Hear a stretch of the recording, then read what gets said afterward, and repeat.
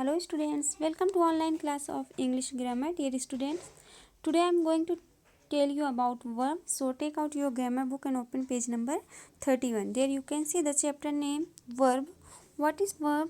A verb is a word that tells us something about some person, place or things. As Rohit called me, the baby girl slept. यानी कि verb क्या होता है? Verb एक ऐसा शब्द होता है जो हमें बताता है किसी शख्स के बारे में, किसी जगह या चीज़ के बारे में कि वो क्या कर रहे हैं। ठीक है, अभी हम अपना चैप्टर स्टार्ट करते हैं। Verbs. A verb is a word that is used to describe an action, state occurrence and forms the main action part of the predicate of a sentence। मतलब कि वर्ब एक ऐसा शब्द होता है जिसका यूज़ किया जाता है डिस्क्राइब करने के लिए एक एक्शन को, यानी एक काम को, एक स्टेट हालत को। अकरेंस मतलब होता है घटना या हादसा। किसी हादसे या घटना को डिस्क्राइब करने के लिए, उसके बारे में बताने के लिए हम वर्ब का यूज़ करते हैं। And forms the main action part of the predicate of a sentence, और बनाते हैं मेन एक्शन को part of the predicate, predicate के हिस्से का एक सेंटेंस के। For example, the carpenter made a table. Carpenter ने, यानी कारपेंटर मीन्स होता है बढ़ई। कारपेंटर ने एक टेबल बनाई, यानी कारपेंटर ने एक मेज़ बनाई। Here the verb made describe the action of the subject carpenter. यहाँ पे वर्ब जो मेड है वो किसके बारे में बता रहा है? किसके सब्जेक्ट के एक्शन के बारे में डिस्क्राइब कर रहा है, उसके बारे में बता रहा है। दूसरा एग्जांपल है, she is a creative person. वह एक क्रिएटिव यानी कि रचनात्मक, काबिल शख्स है। Here there is no active action being done. यहाँ पे कोई भी कार्रवाई नहीं हो रही है, यानी कि कोई भी काम नहीं हो रहा है। इंस्टेड द वर्ब, इसके बजाय वर्ब इज़, जो इज़ दिया है, इज़ यहाँ पे वर्ब है। ठीक है, इसके बजाय जो इज़ वर्ब है वो दिखाता है the state of the subject, यानी सब्जेक्ट की हालत को। She is being creative, she को एक क्रिएटिव की तरह। ठीक है, अभी हम आगे बढ़ते हैं। Kinds of verb. There are different kinds of word, some of important ones are discuss below. यहाँ मतलब कि यहाँ पे हमारे ये बुक में अलग अलग तरह के बहुत सारे मतलब कि वर्ब के बारे में दिया गया है। वर्ब की बहुत सारी किस्में होती हैं, हम इसमें कुछ इम्पॉर्टेंट जो है उसके बारे में डिस्कस करेंगे। सबसे पहले हम पढ़ेंगे एक्शन वर्ब के बारे में। देखिए क्या दिया है एक्शन वर्ब के बारे में। Action verb tell about what the subject is doing in the sentence. Action verb क्या बताता है कि सेंटेंस में सब्जेक्ट क्या कर रहा है। टू आइडेंटिफाई देम, उन्हें पहचानने के लिए you simply have to look for the word in the sentence. मतलब कि आपको बस यह देखना होगा, उस वर्ड को देखना होगा इन द सेंटेंस, सेंटेंस में दैट आंसर द क्वेश्चन, जो क्वेश्चन का आंसर देता है। ठीक है, यानी जो सवाल का जवाब देता है। What is the subject doing, कि सब्जेक्ट क्या कर रहा है। एग्जाम्पल देखिए, my cat is sleeping under the table. मेरी बिल्ली टेबल के नीचे सो रही है। The subject here is cat and what is the cat doing. मतलब कि यहाँ पे सब्जेक्ट क्या है? कैट है, और कैट क्या कर रही है? द कैट इज स्लीपिंग, बिल्ली सो रही है। सो sleeping is our action verb. तो यहाँ पे जो स्लीपिंग है वो हमारा एक्शन वर्ब है। ठीक है, अब काइंड्स ऑफ एक्शन वर्ब, यानी कि वर्ब्स की बहुत सारी किस्में होती हैं, जिसमें हम सबसे पहला एक्शन वर्ब पढ़े हैं। तो इसमें एक्शन वर्ब में भी इसकी किस्में आती हैं, तो हम यहाँ पे एक्शन वर्ब की किस्में पढ़ते हैं। There are many types of action verbs, transitive verbs and intransitive verb. यानी कि बहुत सारे एक्शन वर्ब की भी किस्में होती हैं, बहुत तरह के होते हैं। इसमें हम transitive verbs and intransitive verbs के बारे में पढ़ेंगे। ठीक है, देखते हैं ट्रांजिटिव वर्ब क्या होता है। This action verbs have a direct object on which or for which the action is being performed. मतलब कि दिस एक्शन वर्ब, इस तरह के जो एक्शन वर्ब होते हैं इसमें एक डायरेक्ट ऑब्जेक्ट होते हैं, जिस पर या जिसके लिए इसमें काम हो रहा होता है, वो हो रहा होता है। इन अदर वर्ड्स, दूसरे लफ्ज़ों में, the action verb has a definite recipient और ऑब्जेक्ट। यानी क्या दिया है कि इन अदर वर्ड, दूसरे लफ्ज़ों में, the action verb has a definite recipient और ऑब्जेक्ट। मतलब कि रेसिपिएंट मतलब होता है रिसीवर, प्राप्त करने वाला, हासिल करने वाला। इसमें एक डेफिनेट मतलब कि एक्शन वर्ब का एक डेफिनेट रिसीवर थिंग्स होती है। टू आइडेंटिफाई देम, उनकी पहचान के लिए you can ask the question, और आप पूछ सकते हैं कैसे सवाल। व्हाट आर होम, मतलब क्या किसके, क्या किससे, इस तरह के क्वेश्चन करके आप उनकी पहचान कर सकते हैं, उनको आइडेंटिफाई कर सकते हैं। Example, the carpenter is making chair. बढ़ई चेयर बना रहा है। यानी कारपेंटर चेयर बना रहा है। Here the verb is making and the subject is carpenter, मतलब कि इस सेंटेंस में वर्ब मेकिंग है और सब्जेक्ट क्या है, कारपेंटर है। If we ask the question, अगर हम क्वेश्चन पूछते हैं what is the carpenter making, यानी कि अगर हम ऐसे सवाल पूछते हैं कि what is the carpenter making, carpenter क्या बना रहा है, तो द आंसर इज चेयर्स। तो इसमें हमारा आंसर क्या होगा, चेयर्स। ठीक है, अभी नेक्स्ट पेज पे आ जाते हैं।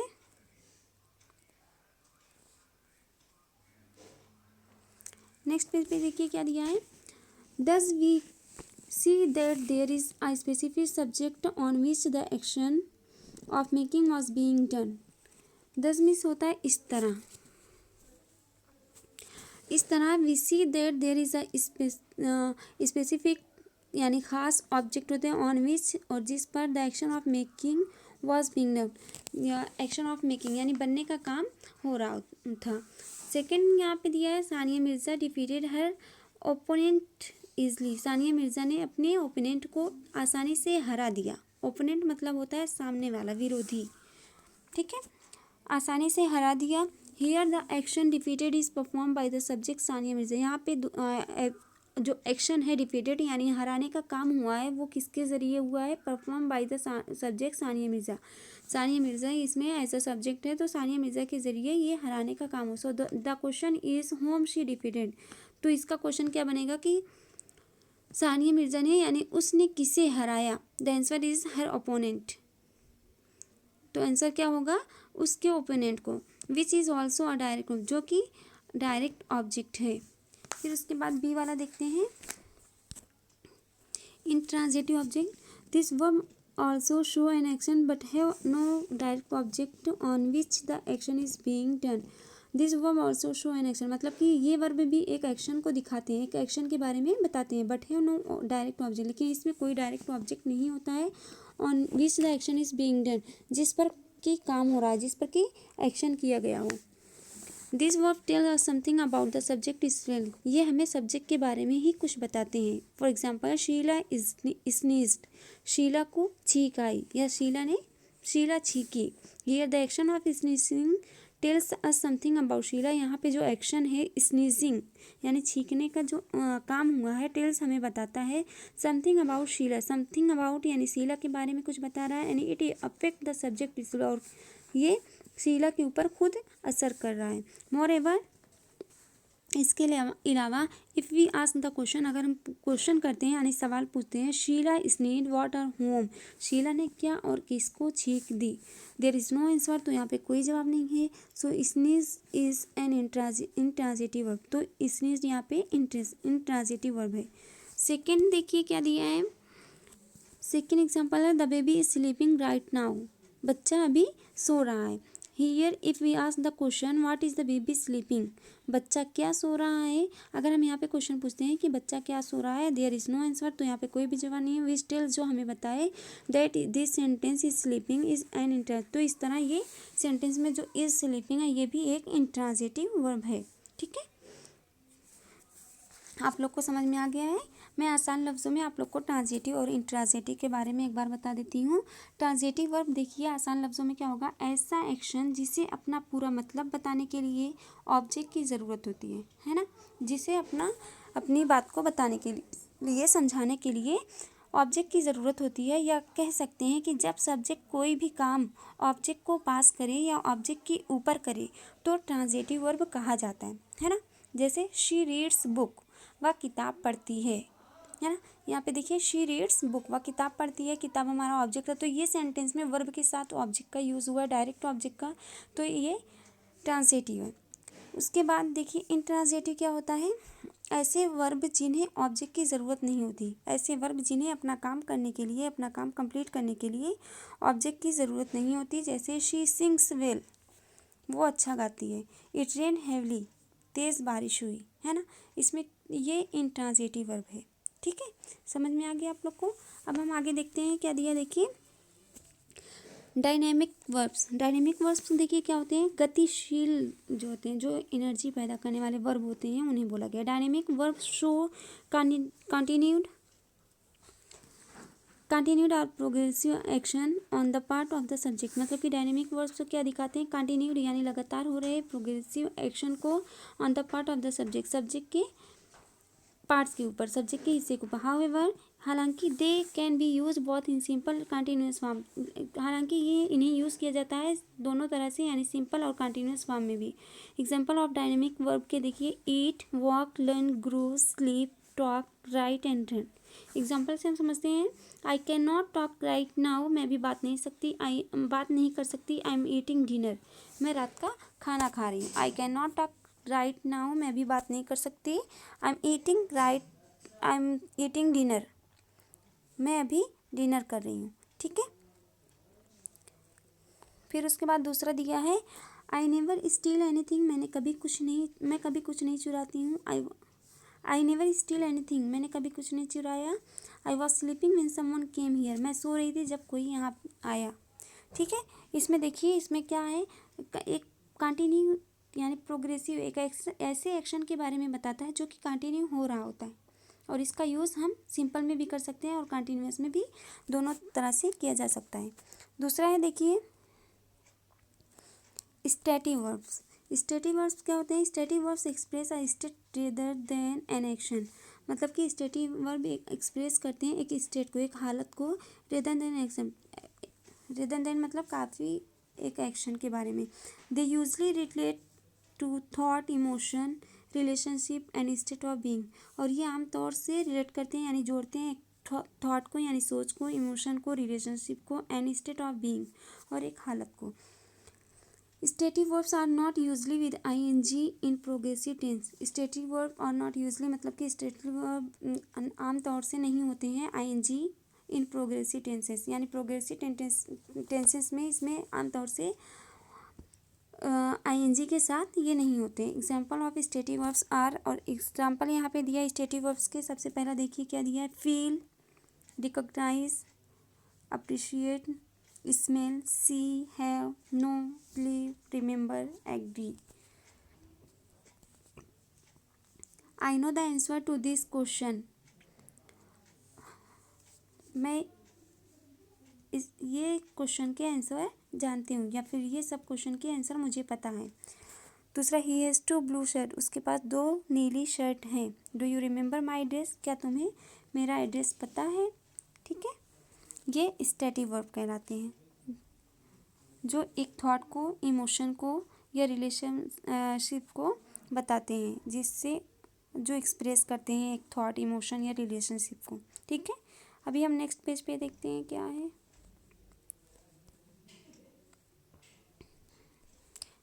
नेक्स्ट पेज पे दिया है ऑक्सिलियरी वर्ब।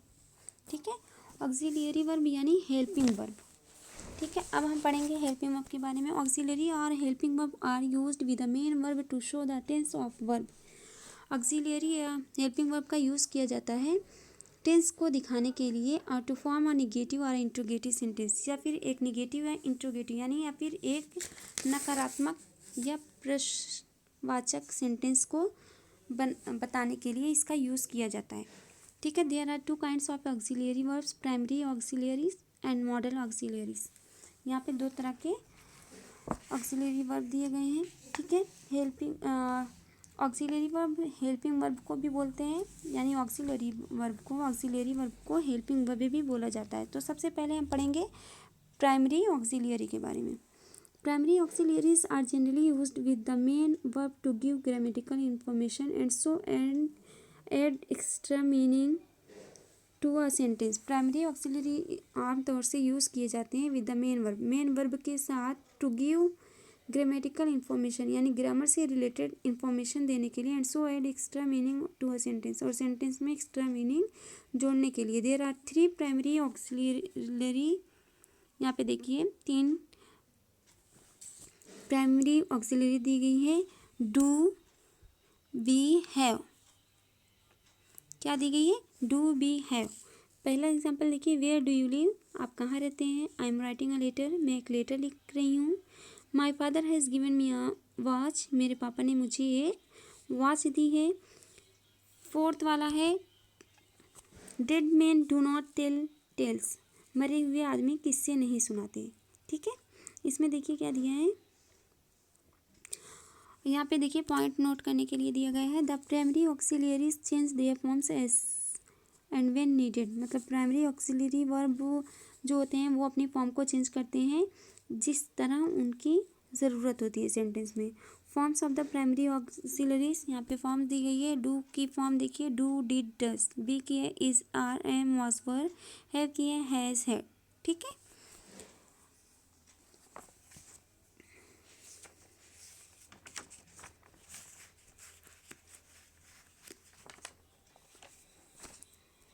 फिर उसके बाद हम पढ़ेंगे मॉडल ऑक्सिलरीज के बारे में। Modal auxiliary are use to indicate modality that is like would, ability, permission, etcetera. This verbs do not change their form and can not be use as main verb. मतलब कि model auxiliary verb जो होते हैं उनका use किया जाता है indicate करने के लिए तौर तरीकों को। इंडिकेट करना मतलब इशारा करना, बताना। मॉड्यूलेटरी मतलब होता है तौर तरीके, तौर तरीकों को बताने के लिए, उनकी तरफ इशारा करने के लिए। That is likelihood, likelihood, ability, permission, जो कि होती हैं संभावना, एबिलिटी यानी काबिलियत, योग्यता, ठीक है, परमिशन यानी अनुमति, इजाज़त, etcetera. This verb do not change their form, और ये वर्ब्स अपनी फॉर्म को चेंज नहीं करते हैं। Can not be use as main verb, और इनका इस्तेमाल एक मेन वर्ब की तरह नहीं किया जा सकता है। They are place before the main verb, और ये मेन वर्ब से पहले लिखे होते हैं। एक सेंटेंस में इनका यूज़ कब होता है? मेन वर्ब से पहले होता है। The main model auxiliary verb, यहाँ पे कुछ मेन मॉडल ऑक्सिलरीज वर्ब दिए गए हैं जैसे can, could, may, might, must, ought to, shall, should, will, would and need. Example दिया गया है, we can play any game, हम कोई भी गेम खेल सकते हैं। I could easily cross the road, मैं आसानी से रोड क्रॉस कर सकता था। You may come with me, तुम मेरे साथ आ सकते हो। फोर्थ वाला है, we must observe silence in a hospital, हमें हॉस्पिटल में खामोश रहना चाहिए। The smoker want to apologise, यानी स्मोकर को माफ़ी मांगना चाहिए। स्मोकर मतलब होता है स्मोकिंग करने वाला, स्मोक करने वाला, धूम्रपान बोलते हैं हिंदी में, है ना, करने वाला, उससे माफ़ी मांगना चाहिए। फिर उसके बाद 6 वाला है, you needn't worry for me, तुम्हें मेरी फिक्र करने की ज़रूरत नहीं है। ठीक है, यहाँ पे देखिए नोट दिया गया है point, you shall study modal verbs in details in other chapter, मतलब कि आप पढ़ेंगे मॉडल वर्ब्स के बारे में दूसरे चैप्टर में डिटेल्स में। ठीक है, तो मॉडल वर्ब में अभी हम लोग को इतना तो पता हो गया ना कि can, could, may, might, must, ought to, shall, should, will, would, need, ये सब किस में आते हैं? मॉडल ऑक्सिलरीज में आते हैं, यानी इन्हें हम मॉडल वर्ब बोल सकते हैं। ठीक है, उसके बाद हम आगे पढ़ेंगे लिंकिंग वर्ब। ठीक है, अभी हम लिंकिंग वर्ब के बारे में पढ़ते हैं। देखिए क्या दिया है, linking verbs do not express action like ordinary verbs. Linking verb do not express action like ordinary, मतलब कि लिंकिंग वर्ब जो होते हैं linking verb do not express को मतलब कि एक्सप्रेस नहीं करते हैं, एक ऐसे एक्शन को एक्सप्रेस नहीं करते हैं जो ऑर्डिनरी वर्ब्स यानी आम क्रिया की तरह। वर्ब मतलब वर्ब को हिंदी में क्रिया बोलते हैं। Linking verb do not express, linking verb नहीं एक्सप्रेस करते हैं एक्शन को लाइक ऑर्डिनरी, जैसे ऑर्डिनरी वर्ब्स होते हैं ना वो एक्शन को एक्सप्रेस करते हैं, बताते हैं, उस तरह ये लिंकिंग वर्ब एक्सप्रेस नहीं करते हैं। They link or connect the subject to a subject complement, ये लिंक करते हैं यानी जोड़ते हैं the subject to a subject complement, subject को एक सब्जेक्ट के कॉम्प्लीमेंट से, यानी which is the part of the sentence, जो कि सेंटेंस का ही हिस्सा होता है। दैट फॉलोज द वर्ब, जो वर्ब को फॉलो करता है। This complement which contains additional information, ये कॉम्प्लीमेंट जिसमें शामिल होता है एक इंफॉर्मेशन, मतलब कि एक इंफॉर्मेशन होती है। Describe and identify the subject, subject की पहचान या सब्जेक्ट के बारे में और ज़्यादा इंफॉर्मेशन होती है जिसके बारे में इसमें जिक्र होता है। ठीक है, यानी लिंकिंग वर्ब क्या होता है, ये किसी सब्जेक्ट के बारे में नहीं बताता है, सब्जेक्ट के बारे में नहीं बताता, बल्कि ये सब्जेक्ट को नाउन या एडजेक्टिव से जोड़ता है, जो नाउन के बारे में और ज़्यादा इंफॉर्मेशन को डिस्क्राइब करता है। कुछ वर्ब हमेशा लिंकिंग वर्ब होते हैं क्योंकि वो कभी एक एक्शन को बयान नहीं करते हैं। नेक्स्ट पेज पे देखते हैं क्या दिया है। नेक्स्ट पेज पे देखिए क्या दिया है, example of linking verb are appear, become, feel, be, get, grow, look, prove, remain, seem, taste, enter. मतलब यहाँ पे लिंकिंग वर्ब के कुछ एग्जांपल दिए गए हैं। पहले एग्जांपल हम देखते हैं, डॉली लुक्स हैप्पी। डॉली खुश दिखती है। हम बोलते हैं ना वो खुश लगती है, वो खुश दिख रही है, ऐसा बोलते हैं ना, वो खुश दिखती है। तो डॉली खुश दिखती है। Here looks is a linking verb. यहाँ पे लुक्स एक लिंकिंग वर्ब है। हैप्पी इज अ कॉम्प्लीमेंट, और हैप्पी इसमें एक कॉम्प्लीमेंट है। They describe and identify Dolly the subject, जो कि डिस्क्राइब कर रहा है या आइडेंटिफाई कर रहा है डॉली को।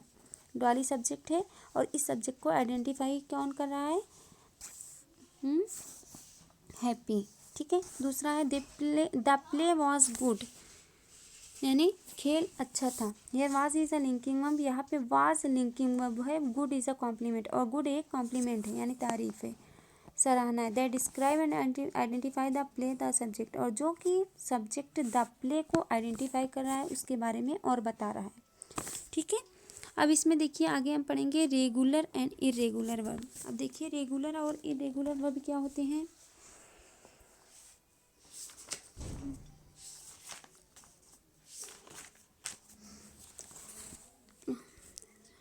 वर्ब्स आर सब divided into two groups. Verbs को दो ग्रुपों में यानी दो समूहों में बांट दिया गया है, तकसीम कर दिया गया है। Regular verbs and irregular verbs. Regular verb और irregular verb on the basis how their past tense and past participles are form. उनके बेस पे कि वो उनकी पास्ट टेंस और पास्ट पार्टिसिपल कैसे बनी हुई है। सबसे पहले हम पढ़ेंगे रेगुलर वर्ब्स के बारे में।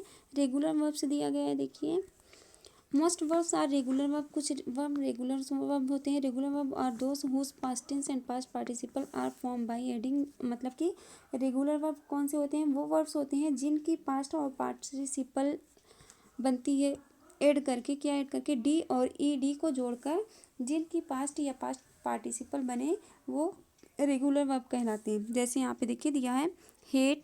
अब हेट का हमें सेकेंड फॉर्म बनाना है या थर्ड फॉर्म बनाना है, तो हम कैसे बनाएंगे? डी या ई डी जोड़ के। तो यहाँ पे डी जोड़ के हेटेड, हेटेड, यानी इसकी सेकेंड थर्ड फॉर्म क्या है? हेटेड। ठीक है। दूसरा है लव। अब लव में भी हम डी लगा के लॉर्ड कर दिए। फिर तीसरा रोल। रोल में भी हम लगा के रोल्ड, रोल्ड कर दिए। Start, started, started. ठीक है। तो रेगुलर वर्ब अगर आप लोग से कोई पूछेगा, कोई सवाल करेगा कि व्हाट्स रेगुलर वर्ब्स, तो आप लोग क्या बोलेंगे?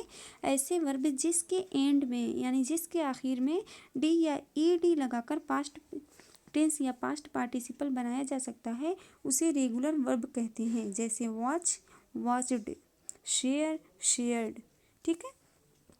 Sometime the last consonant must be double before adding the end, adding the E D ending. मतलब कि कुछ सम द लास्ट कॉन्सोनेंट, मतलब कि कुछ ऐसे भी वर्ड्स होते हैं जिसके लास्ट कॉन्सोनेंट में डबल करके फिर उसे उसमें ई डी लगाते हैं। जैसे प्लान में देखिए प्लान्ड, परमिटेड, परमिटेड है ना। ठीक है। अभी हम पढ़ेंगे इरेगुलर के बारे में। इरेगुलर देखिए क्या होता है। Irregular verbs, there is no rule or formula to decide how an irregular verb will form its past tense and past participle forms। मतलब कि यहाँ पे कोई भी रूल नहीं है या फॉर्मूला नहीं है जो डिसाइड करने के लिए how an irregular verb will form. मतलब कि इरेगुलर फॉर्म कैसे बनेगा। Its past tense and past participle form, कि पास्ट टेंस और पास्ट पार्टिसिपल फॉर्म की कैसे बनेगी। There are over 250 irregular verbs in English. English में 250 से ऊपर इरेगुलर वर्ब्स दिए गए हैं। ठीक है। सम ऑफ देम आर, और उनमें से कुछ हैं देखिए break, broke, broken, run, ran, run, come, came, come, write, wrote, written, cut, cut, cut. ठीक है। मतलब कि अगर आसान लफ्ज़ों में आपको समझना है या किसी से बताना है कि इरेगुलर वर्ब क्या होते हैं, तो हम बताएंगे कि ये वर्ब अपनी पास्ट पार्टिसिपल बनाने के लिए किसी रूल को फॉलो नहीं करते हैं, है ना। यानी रेगुलर में हम क्या करते हैं, उसको हम डी ई डी जोड़ के उसकी पास्ट टेंस और पास्ट पार्टिसिपल चेंज कर सकते हैं। और इरेगुलर में ई डी और डी जोड़ के नहीं चेंज होती, बल्कि वो पूरी तरह से उसकी शक्ल ही चेंज हो जाती है ना। उसके बाद ये हमारा चैप्टर कंप्लीट हो गया है। ठीक है। अभी मैं आप लोग को एक लास्ट बता रही हूँ सब्जेक्ट वर्ब एग्रीमेंट के बारे में। ठीक है। सब्जेक्ट वर्ब एग्रीमेंट क्या होता है? किसी भी सेंटेंस में सब्जेक्ट और वर्ब के बीच एग्रीमेंट होना चाहिए। मीन्स अगर सब्जेक्ट सिंगुलर है तो इसका वर्ब भी सिंगुलर होगा, और अगर सब्जेक्ट प्लूरल है तो इसका वर्ब भी प्लूरल होना चाहिए। कुछ सिंगुलर वर्ड्स के बारे में मैं आपको बताऊंगी, ठीक है। सिंगुलर वर्ड्स जैसे नोट कर लीजिए, each, somebody, anybody, everybody, nobody, something, nothing, everything, none, anyone, more than one, Sheila और राम यानी शीला या राम, ग्रे नॉर वाइट, ना तो ग्रे ना तो white, bread and butter, bread और बटर, टाइम एंड टाइड, ये सब क्या है, this words are always in singular, मतलब कि ये हमेशा सिंगुलर में यूज़ होते हैं, ऐसा सिंगुलर हम इन्हें यूज़ करेंगे, ठीक है। अब कुछ मैं प्लूरल वर्ड्स के बारे में बताती हूँ। Both, many, few, several, some, most, grandpa or my sister यानी कि दादा या मेरी बहन, आर ऑलवेज इन प्लूरल, ये सब वर्ड्स किस में आते हैं, प्लूरल में आते हैं। अगर नाउन में एस या ई एस जोड़ा जाए तो वो प्लूरल बनता है, और अगर वर्ब में एस या ई एस जोड़ा जाए तो वो सिंगुलर बन जाता है। कलेक्टिव नाउन के साथ सिंगुलर वर्ब का यूज़ करते हैं। अगर ईच, एवरी वन एक्सेट्रा के बाद ऑफ का यूज़ हो तो बाद में आने वाला नाउन या प्रोनाउन प्लूरल होगा, ठीक है। तो आप लोग को बच्चे से समझ लीजिए, जो भी पॉइंट्स नोट करने लायक हो आप नोट कर सकते हैं, ठीक है। आई थिंक आप लोग को वर्ब के बारे में डिटेल्स में अच्छे से समझ में आ गया होगा, है ना। ओके गाइस, अल्लाह हाफिज़।